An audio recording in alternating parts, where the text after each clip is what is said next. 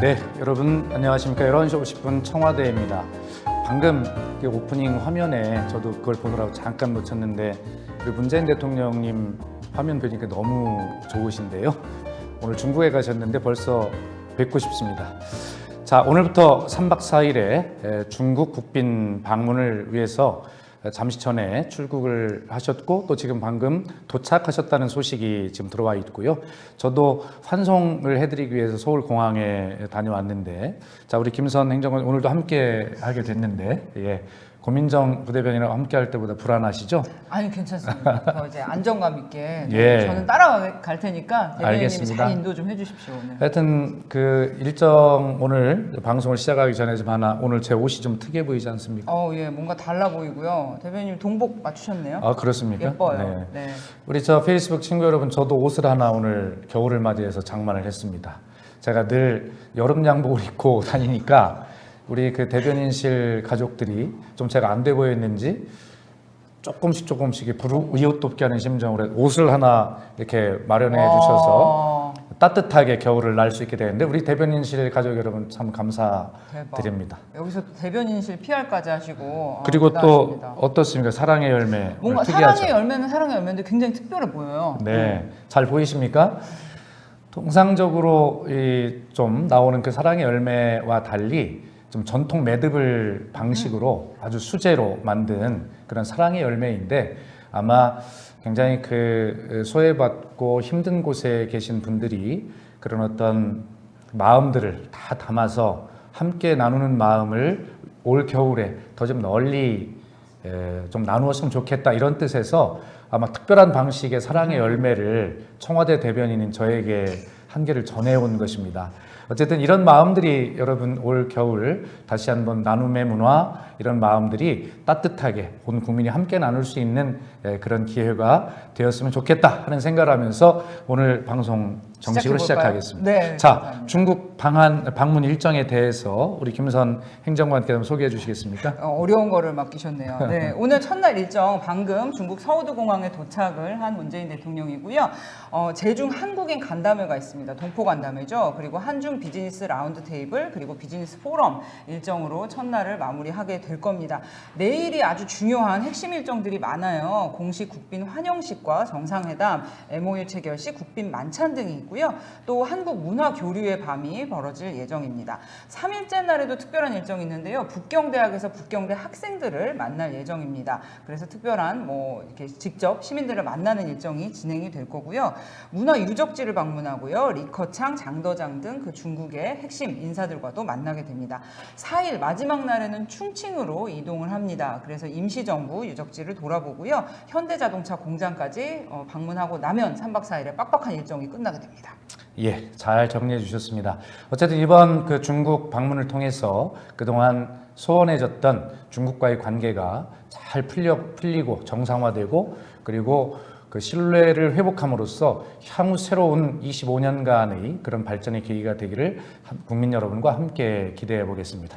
네, 그런데 대변인님, 이번 3박 4일 일정 굉장히 빡빡한데 이번 중국 국빈 방문 일정 중에서 가장 중요한 핵심 포인트다. 이 일정에는 메시지와 이런 행보를 주목해 봐야 된다. 어떤 게 있을까요? 예, 방금도 제가 말씀드렸지만, 그리고 어느 정상회담이나 다 마찬가지지만요.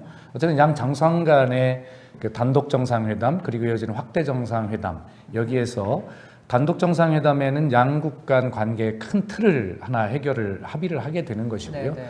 또 이어지는 확대 정상회담에서는 실질적 경제 협력이나 실질적인 관계 증진을 위한 그런 세부적인 논의들을 하게 되고, 그 결과로 여러 가지 MOU 체결이나 이런 것들을 하게 되어 있는데, 어쨌든 시진핑 주석과의 그 단독 정상회담, 소수회담, 이런 것들이 굉장히 중요한 일정이고, 국민 여러분께서 아시다시피 그동안의 한중 관계가 굉장히 소원해졌던 데서 이제 새로운 관계로 접어드는 그런 이정표가 되는 회담 아니겠습니까? 네, 그래서 양 그렇죠. 정상 간에 물론 사드 문제 등 아직 완전히 해결되지 않은 것은 있지만, 이런 것들을 어떻게 해결을 하면서 새로운 관계로 진입할 수 있는가, 그런 정상회담에 가장 중요한 초점이 맞춰져 있다, 이렇게 말씀드리겠습니다. 그렇죠. 그러면 뭐 둘째 날 일정이 역시나 핵심 일정이라고 할 수 그렇습니다. 있겠는데요. 네. 그런데 이번에 경제 단체들도 굉장히 많이 경제사절단이 동행을 한다는데 뭐 의미가 있는 동행이겠죠?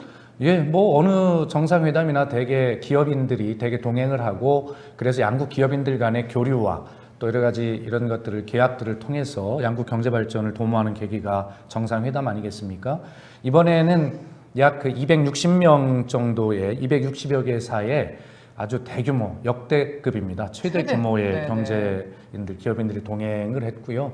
거기에는 과거처럼 대기업 중심뿐만이 아니라 대기업, 중소기업, 또 소기업, 아주 작은 소기업까지 이렇게 다양하게 구성이 되어 있고, 그래서 대한 상의에서 이 참여하고자 하는 그 기업 수가 워낙 많아가지고 아주 선별하고 참여시키는데 굉장히 그 어려움이 많았다, 이렇게 들려지고 있는데, 아무쪼록 그 시진핑 주석과의 어떤 그 회담에서 큰 원칙에 잘 합의가 돼서 우리 경제인들의 이런 소망도 잘 풀려나가서 양국 관계가 어쨌든 정치 관계를 떠나서 이런 경제, 문화부터 잘 풀려가기를 소망해 봅니다. 네, 뭐 최대 규모의 사절단이 간다고 하니까 뭐 최대 규모의 성과 한번 기대를 해봐도 될 것 같고요. 네. 이번에 또 특별 수행원분들이 또 이번에 4분이나 가세요. 아, 누가 가시게 되나요? 일단 이해찬 의원, 민주당의 이해찬 의원, 박병석 의원, 그리고 송영길 의원과 박정 의원까지 4분이 가신다고 합니다. 그 특별 수행원의 성격을 보니까 뭐 대개 가실 만한 분들이 가시게 되는군요. 우선 이해찬 의원과 박병석 의원님은 워낙 중국을 잘 아시는 분들입니다. 네. 그리고 중국에 특사로 다녀오신 적도 있고요. 특히 이해찬 의원님은 참여정부 시절 여러 가지 그 활동들을 통해서 많은 인맥들이 구축이 되어 있는 것이고요. 또 송영길 의원과 박정 의원은 잘 아시다시피 우리 경제 신북방 정책의 핵심이라고 할 수 있는 어떤 북방경제위원회의 위원장이고 또 고문 자격일 겁니다. 네네. 그래서 어쨌든 이 수행원들의 성격을 보면 중국 관계를 회복하려고 하는 그런 어떤 의지, 그리고 새로운 북방 경제로의 어떤 활로를 모색하고자 하는 그런 의미가 잘 담겨 있는 구성이 잘 된 특별 수행원이다, 이렇게 평가할 수 있겠습니다. 네, 그렇군요. 그리고 대변인님, 어제 고민정부 대변인이 이 시간에도 잠시 언급을 했는데요. 이번 국빈 방문에서 양국이 공동 성명을 내지 않는다, 이미 보도로 다 나갔지 않습니까? 그것에 대해서 좀 어떻게 봐야 될까요? 약간 걱정하는 목소리도 있어요. 예, 지금 뭐 국민 여러분께서도 언론을 통해 보시지만 사드 이견 때문에 공동 성명마저도 발표 못하는 정상회담, 이렇게 하는 기사들을 많이 보셨을 텐데요. 예, 사실은 그렇지 않습니다. 예, 사드 이견이 있는 것은 우리 모두가 다 아는 사실이고요. 예, 지난번 에이펙 계기 양국 정상회담에서도 이 사드 문제를 많이 논의를 했지 않습니까? 네네. 이제 이런 그 정상회담에서 논의되는 이 수준들을 횟수를 줄이거나 강도를 낮추거나 한다면 좋은 시그널이 될 수 있고요. 그래서 이번에 정상회담의 공동 성명, 선언을 발표하게 되면 중국 측은 당연히 사드 문제를 이야기를 넣자고 할 수는 있는 것이고요. 그러나 우리는 지난 10월 31일 양국 협의를 통해서 봉인하기로 한 것이 현재 우리 입장이다라고 이제 서로 이야기를 조율을 했지 않습니까? 그런데 중요한 것은 페이스북 친구로 이렇게 보셔야 됩니다. 자, 양국 입장이 다를 때 결과적으로 중국은 우리 입장을 배려하고 우리 입장을 강하게 반영을 해서 본인들이 양보해 준 것이다라고 저는 그렇게 생각합니다. 그렇기 때문에 이 공동 성명을 그 중국의 입장이 있음에도 불구하고 하지 않기로 된 것이죠. 그래서 굳이 사드 이견을 노출하면서 거기에 그 문제를 넣어가지고 공동 성명 선언을 안 하는 것보다 못하는 그런 결과를 내는 것보다는 이렇게 서로 입장을 배려해서 역지사지하는 입장으로 그렇게 협의를 하고 합의를 해서 안 하게 된 것이다, 이런 생각을 가지고 있으니 이것 역시 아주 좋은 징조로, 그런 시그널로 봐야 된다, 저는 그렇게 분석합니다. 네, 그렇군요. 지난 그 CCTV 인터뷰에서도 수균익 앵커에게 문재인 대통령께서 계속 그 역지사지 말씀을 하셨어요. 네, 그런 뭐 일관된 그런 상황 속에서 진행이 되는 것 같고요. 오늘 일정 후에 잠시 후에 이제 교민 간담회가 있지 않습니까? 네, 우리 교민들 참 많죠.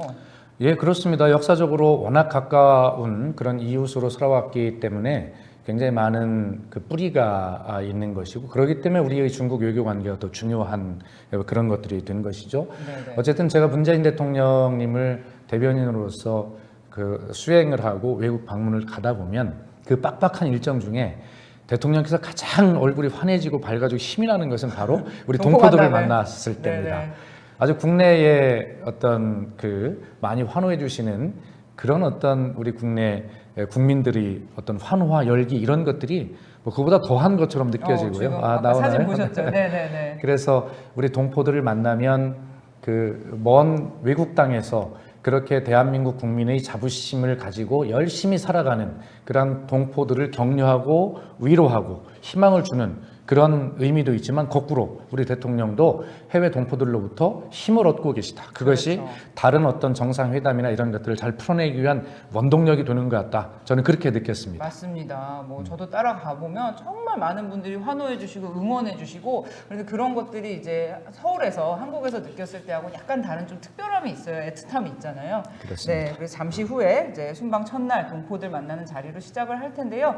대통령께서 좋은 기운 많이 받고 오셨으면 좋겠습니다. 우리 한번 화이팅 한번 할까요? 자, 대통령님 화이팅! 화이팅! 감사합니다. 네, 청와대 온라인을 통해서도 순방 소식 계속해서 전해드리도록 하겠습니다. 국내 소식으로 한번 돌아가 보시죠. 네. 어제 제주 강정마을에 대한 그 구상권 소송 철회 소식이 들려왔죠. 네. 근데 대변인님 강정마을 뭐 워낙에 유명한 일이니까 많이들 다 알고 계시겠지만 좀 간략하게 이게 어떤 내용인지 말씀 좀 해주세요. 예. 뭐 국민 여러분 잘 아시겠습니다만 이 강정마을에 해군 기지를 건설한다는 것은 노무현 대통령 때 시작된 일입니다. 그리고 그 이후에 이명박 대통령, 박근혜 대통령을 거치면서 이 사업을 진행하게 됐는데 사실은 많은 갈등이 있었습니다. 그 자세한 내용은 뭐 또 다른 갈등을 일으킬 수 있기 때문에 생략을 하고요. 다만 그 과정에서 이 강정마을에 해군기지를 건설한다라고 하는 그 사업에 반대하는 주민과 시민단체, 네네. 뭐 그것이 뭐 일부이겠습니다만 어쨌든 그런 갈등들이 있어서 결과적으로는 사업이 제대로 진행되지 않은 것에 대한 그런 어떤 피해가 있었다. 그래서 박근혜 정부 시절에 해군이, 네, 그러니까 정부가죠. 예, 당시 해군이 34억 5천만 원의 어떤 그 손해배상 청구를 하게 된 것이죠. 그렇습니다. 예, 그래서 그랬는데 이런 것들이 계속 갈등 속에 있을 수는 없지 않습니까? 네네. 그래서 이번에 어제 뉴스에서 보신 대로 우리나라 법원이 원고와 피고, 그러니까 해군과 주민 시민단체 양쪽 모두 다 더 이상의 그 손배소 소송을 하지 않는다라고 하는 것을 강제 조정하는 그 입장문을 정부 측에 전달했고 어제 이낙연 총리가 주재한 국무회의에서 이것을 수용하게 된 것입니다. 그렇습니다. 예, 그래서 이제 이것이 구상권을 철회한 것이다 이렇게 이제 되는 것인데요. 예, 어쨌든 이것을 두고 양측의 이야기가 분분합니다. 우선 새로운 공동체를 이루기 위한, 회복하기 위한 그런 출발이 될 것이다라는 평가가 있는 반면에 또 하나는 어떤 이런 그 시위꾼들에 대해서 국가가 세금을 넣어서 이렇게 할 필요가 있느냐라고 하는 또 그런 비판들이 함께 있는 것이거든요. 예, 저는 뭐 양쪽 다 할 수 있는 이야기라고 생각하지만 그러나 우리는 사회적 갈등을 관리하고 해결하는 문제에 새로운 해법을 찾아야 한다고 생각합니다. 지난번 저희가 신고리 오리고기 건설을 가지고 공론화위원회를 통해서 그랬죠. 아주 합리적인 의견을 수렴하는 방법을 도출했지 않습니까? 네. 그리고 거기에 대해서 승복하는 그런 문화를 새로 만들어냈는데 이것 역시 새로운 사회 갈등을 관리하고 해결하는 그런 하나의 방법이 되기를 우리는 진심으로 한번 바라보고 소망해 본다는 말씀을 드리겠습니다. 네, 그랬죠. 게다가 이제 강정마을에 대한 구상권 철회 이 경우는 문재인 대통령의 대선 공약이기도 했어요. 지난 뭐 올해 4월 말에 이 문제에 대해서 다시 한번 언급을 하신 적도 있고요. 그동안 대변인님 국가 사업에 대해서 뭐 찬반 의견이나 굉장히 갈등이 심할 때 그렇게 반대하는 측에 대해서 국가가 뭐 손배소를 청구한다든지 뭐 구상권을 행사한다든지 이런 식으로 좀 이렇게 밀어붙이는 그런 방식들이 이제 몇 년 동안 진행이 되어 왔는데 이걸 통해서 좀 사회적 갈등 관리의 새로운 모델이 될 수 있겠다. 예, 그런 그렇게 전망을 하는 되기를 거죠? 바라고요. 뭐 첨언해서 한 가지만 더 설명을 드리면 뭐 잘 아시겠습니다만 문재인 대통령께서는 그 국가가 예를 들어서 이 소송권 이런 것들을 국민을 상대로 한 항소 권리 이런 것들을 좀 너무 남용하지 않았으면 좋겠다라는 그런 취지의 말씀을 계셨고 사실은 국가를 상대로 한 소송에는 국가는 막강한 권력을 가지고 정보를 가지고 있지 않습니까? 국민이 그러한 어떤 권력과 정보를 가지고 있는 국가를 상대로 한 소송에서 이기기가 쉽지 않은데 예를 들어 1심에서 그럼에도 불구하고 국가가 패소했다면 그것은 당연히 그럴 만한 이유가 있을 것인데 국가가 무조건 이걸 그런 국민을 상대로 다시 항소를 하고 상급법원에 다시 소송을 제기하는 것 이 자체가 좀 여러 가지 비용 낭비 측면이 있다라고 하는 것도 대통령이 말씀하신 바가 계신데 어쨌든 국가는 이런 어떤 갈등의 당사자가 국가가 됐을 때는 좀 신중하고 이제부터는 새로운 어떤 모습으로 접근하는 그러한 어떤 새로운 출발점이 되기를 진심으로 한번 바라봅니다. 네, 그렇습니다. 뭐 아무튼 참 지켜봐야 될 일이고요. 다음 소식 한번 넘어가 네, 볼까요? 대표님? 네. 반가운 소식 좀 전해주시죠. 아, 제가 전할 차례입니까? 갑자기 당황했었는데. 네, 한번 보겠습니다. 아, 예, 그렇게 되어 있군요. 러시아 선수단의 평창 동계올림픽 참가와 관련된 소식입니다. 국민 여러분 걱정이 많으셨을 것입니다. IOC가 지난 소치 동계올림픽에서 러시아 선수단의 도핑 파문 이것 때문에 이번에 러시아의 국가 차원의 그런 어떤 평창 올림픽 참가를 제한했다라고 하는 소식 들어서 걱정이 됐었습니다. 그런데 다행스럽게 러시아 올림픽위원회, 러시아 국가올림픽위원회가 그렇다 하더라도 정말 4년 동안 열심히 준비한 러시아 선수들이 그런 어떤 개인의 인권 측면 이런 것들을 생각해서 개인 자격으로 참가하는 것은 제한하지 않겠다. 이렇게 지금 이야기를 했거든요. 굉장히 어떤 반가운 일이고요. 또 어쨌든 그러나 입장식 때는 러시아의 국기를 가지고 참석하지 못하지만 아마 제가 잘은 모르지만 지금 확인된 바에 의하면 이 IOC 평창 올림픽 기간 중에 러시아 선수단이 어떤 도핑과 관련한 것이나 IOC 제 규정을 잘 준수하면서 평창 올림픽에 참가를 해준다면 아마 폐막식 때는 러시아의 국기를 가지고 참석을 할 수 있는 또 그런 아름답게 마무리될 수 있는 계기도 가능성도 있다고 합니다. 아, 그래요? 예, 어쨌든 아주 그 세계적인 동계 스포츠 강국인 러시아 선수단의 개인 자격이지만 이 참여가 평창 동계 올림픽의 안전하고 평화로운 어떤 제전으로서의 올림픽이 되고 또 어떤 경기 올림픽 내부의 어떤 그런 질을 높이는 데도 굉장히 도움이 될 것이다 이렇게 생각하는데 아마 김선행 장관은 저는 잘 모릅니다만 러시아의 동계 올림픽 이 수준 스포츠 수준이 굉장하지 않습니까? 네, 여쭤보실 것 같아서 제가 좀 공부를 하고 왔습니다. 러시아가 정말 뭐 전무후무한 그런 동계 스포츠 강국인데요. 지금까지 러시아는 15차례 동계올림픽에 출전을 했는데 그 중에서 8번이나 1위를 했다고 합니다. 그리고 이제 그냥 단순히 1등만 한 게 아니라 금메달 숫자에서도 압도적이라고 합니다. 금메달을 딴 숫자에서도 1등이라고 하네요. 뭐 그만큼 이제 최고 수준의 뭐 동계 스포츠 선수가 많다는 거고요. 이번에도 스타 선수들이 상당히 누가 있습니까? 우리 같은 경우는 김연아 선수 등이 있어서 정말 그러게요. 굉장히 국민에게 희망도 주고 재미있는 참가 계기가 됐었는데 네네. 뭐 러시아에도 그만한 선수가 있나요? 예, 그렇다고 합니다. 우리 김연아 선수의 이 세계 최고점 기록을 깬 선수가 지금 러시아의 피겨 선수인 메드베데바 선수입니다. 예브게니아 메드베데바 선수는 18살이고요. 유럽 대회 그리고 월드 챔피언십을 다 휩쓸고 있는 정말 세계 최고 수준의 선수인데요. 이 선수가 월드 대회까지는 다 우승을 했는데 지금 유일하게 없는 게 올림픽 금메달이 없거든요. 아, 그렇습니까? 예. 예. 그래서 이번에 출전만 했다 하면 지금 이제 발등 부상 때문에 재활 치료 중이긴 한데요. 출전만 했다 하면 금메달은 뭐 거의 따놓은 당상이다. 이러고 본인도 굉장히 참가 의지를 밝혔었는데 도핑으로 참가가 이제 취소되면서 자기는 러시아 국기 없이는 출전 안 하겠다 했는데 이번 이제 러시아 IOC의 조치로 나올 수 있을지 좀 주목이 되고요. 그런데 이 메드베데바 선수가 트위터 계정도 운영을 하고 있어요. 화면 보여주시겠어요? 네, 찾다 보니까 네, 메드베데바 선수 하울의 움직이는 성을 좋아한다고 합니다. 저기 헤더에 그렇게 써져 있고요. 예브게니아 메드베데바 선수 160이 안 되는 아주 작은 키에 정말 작은 체구의 정말 예쁜 선수인데 한국 K-팝을 그렇게 즐겨 듣는다고요. 네. 그래서 엑소 노래를 이제 안무곡으로 해서 공연을 한 적도 있는 그런 선수라고 하니까 참 왔으면 좋겠네요. 예, 어쨌든 뭐 이런 러시아 선수단의 개인 자격으로 참여하는 결정 참 잘 된 것 같고 평창 올림픽이 안전뿐만이 아니라 평화의 제전으로 그렇게 잘 치러지기를 소망해 봅니다. 이때쯤 되면 통상 우리 김선 행정관이 댓글을 저한테 보여주고 그러던데. 그렇습니다. 댓글로 지금 하트 좀 많이 좀 찍어 주십시오. 네, 하트와 따봉 많이 주시고요. 네. 지금 이제 정수미님께서요. 평창 개막식 때 너무 추울까 걱정이에요. 네, 저희도 걱정이긴 합니다. 2월 9일인데 뭐 그때 조금 뭐 춥더라도 어쩔 수 없죠. 아무튼 뭐 평창의 열기로 뭐 따뜻하게 데워지는 그런 올림픽이 되었으면 좋겠고요.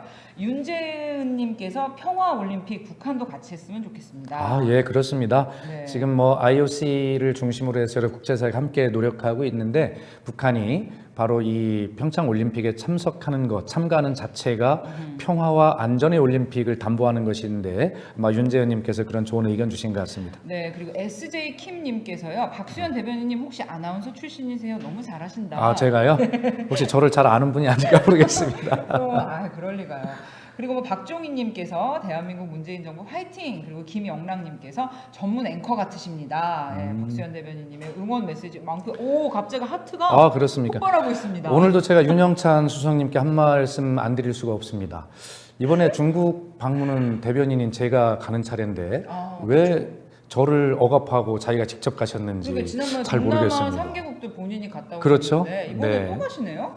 아마 중국에 가서도 1km 꼭 뛰는 일이 있기를 제가 바라고. 인민대회당 국회에서 밖에 뛰시는 거 아니에요? 예, 아마 그 고민정 부대변인도 중국에 가야 되고 그래서 아마 우리 그 11시 50분 청와대입니다를 우리 윤영찬 수석께서 얼마나 중요하게 생각하시는지 그렇기 때문에 대변인을 여기다 남겨놓고 본인이 직접 그 힘든 방중 일정을 직접 간 것이 아닌가 이런 생각을 하고 오늘 이 노마크 찬스 윤영찬 수석이 없는 이 찬스에서 완전히 우리 수석님을 그냥 오늘 제가 디스하고 싶은데 네. 가서 고생하실 수석님을 생각해서 여기까지만 하겠습니다. 일단 오늘 일정 하시는 거 봐서 예. 내일 방송에서 또 뭐 디스 하실 수도 있는 거니까요. 그건 내일 방송 기대해 주시고요. 네. 아무튼 이번 평창 올림픽 약물 없고 평화로운 깨끗한 올림픽이 되었으면 하는 바람이고요. 아 대변인님 그리고 제가 예. 오전에 조간 보면서 좀 궁금했던 점 질문 두 가지만 더 드릴게요. 아 그럴까요? 네, 예. 미국의 틸러슨 국무장관 발언의 의미에 대해서 아침 새벽에도 뭐 전화 엄청 받으셨다고 그렇습니다. 하는데 예. 뭐 간략하게 설명 좀 부탁드립니다. 예, 미국의 국무장관이시죠. 렉스 틸러슨 국무장관이 아마 두 가지 중요한 발언을 했다고 그래서 오늘 그 많은 국내 언론들도 관심이 있고 지금 그걸 막 받아 보도가 계속 나오고 있어 좋은 질문 해주셨는데 어떤 발언이냐면 북한이 변화할 준비만 돼 있다면 언제든지 대화가 가능하다 이런 발언을 한 번 하셨는데 이것은 미국의 CSIS라고 하는 그런 연구소와 그 다음에 코리아 파운데이션이라고 하는 두 단체가 함께 주최한 토론회에서 하신 말씀입니다. 또 하나는 미국 국무부 직원들은 종무식을 일찍 하나 봐요. 크리스마스 때문에. 그 종무식장에서 하셨다는 말씀인데 그 발언은 뭐냐면 미국이 이런 북한 문제에 대해서 무력에 의지하게 된다면 내 실패다라고 이렇게 이야기를 해서 이 역시 대화와 평화를 강조하는 것 아니겠습니까? 이런 말씀하셨는데 여기다 설명을 드리면 아마 우리는 기본적으로 국제사회와 함께 제재와 압박을 높이지만 평화적 외교적 해법, 대화에 의한 해법 이것을 계속 강조해 온 것이고요.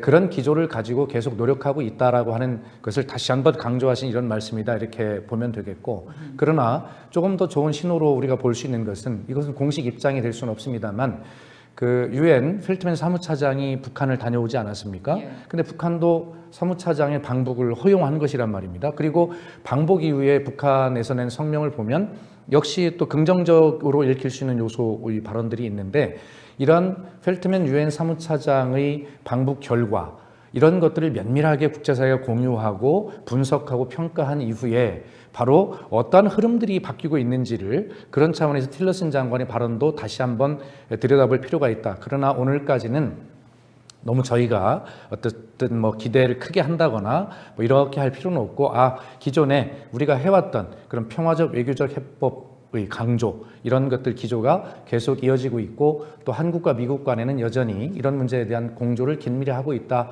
이렇게 말씀드릴 수 있겠습니다. 네, 그렇게 정리를 해주시니까 뭐 이해가 되네요. 네. 쏙 들어옵니다.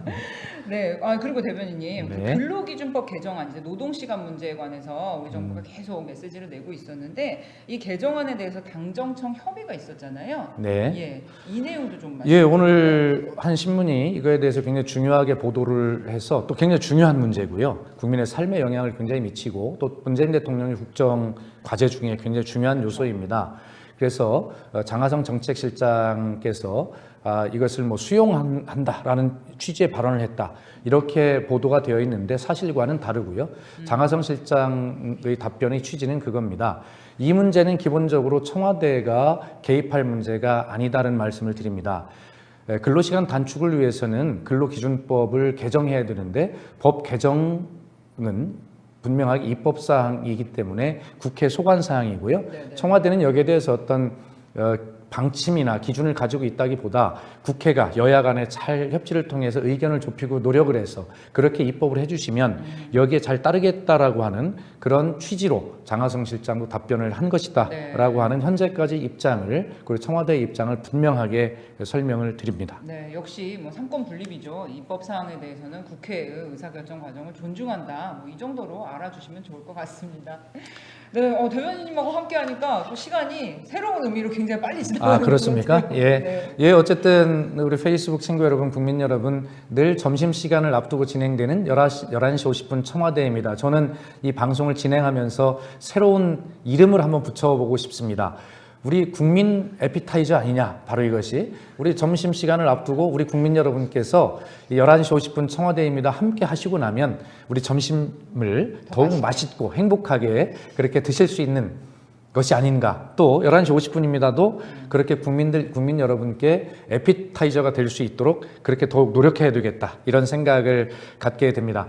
오늘은 문재인 대통령께서 굉장히 중요한 한중 관계의 새로운 전기를 마련하기 위해서 출국한 날입니다. 국민 여러분, 문재인 대통령이 중국과 새로운 관계를 잘 설정해서 우리 대한민국의 국익과 동남아 동북아의 이런 어떤 그 영내 평화, 또 북핵 문제의 해결을 위한 새로운 전기를 마련할 수 있기를 온 국민과 함께 문재인 대통령의 중국 국빈 방문을 함께 응원하는 것으로 오늘 11시 50분입니다. 청와대를 마치겠습니다. 행복한 점심시간 되시기 바랍니다. 감사합니다. 감사합니다.